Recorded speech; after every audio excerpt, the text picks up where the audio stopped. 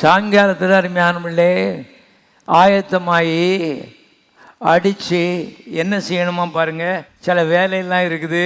அதை இந்த மாதம் 14ஆம் தேதி வரைக்கும் வைத்திருந்து இஸ்ரவேல் சபையின் ஒவ்வொரு கூட்டத்தாரும் சாயங்காலத்தில் அதை அடித்து அதன் இரத்தத்தில் கொஞ்சம் எடுத்து தாங்கள் அதை புசிக்கும் வீட்டு வாசல் நிலைக்காலில் 2லும் நிலையின் மேல் சட்டத்திலும் தெளித்து பாருங்க. வீட்டு வாசல் இருக்குது, இந்த லிண்டல்னு சொல்கிறாங்க. அந்த 2 பக்கமும் இருக்கிற அந்த குச்சி மேலே இருக்குது, அதில் மாத்திரம் பூசணும். தரையில் என்ன செய்யக்கூடாது, பூசக்கூடாது. ஏன்? மரியாதைக்குரியது. என்ன மரியாதை? இவங்க உயிரே அதில் தான் என்ன செய்யிட்டு இருக்குது, தொக்கிட்டு இருக்குது. கிறிஸ்துவ ஜீவத்தில் அருமையானவர்களே, கிறிஸ்துவின் ரத்தத்தோடு சேர்ந்து தான் நம்ம உயிர் என்ன செய்கிறது, தொங்கிக் கொண்டிருக்கிறது. கர்த்தருடைய ஆவியார் நமக்கு கற்றுத் தருவாராக.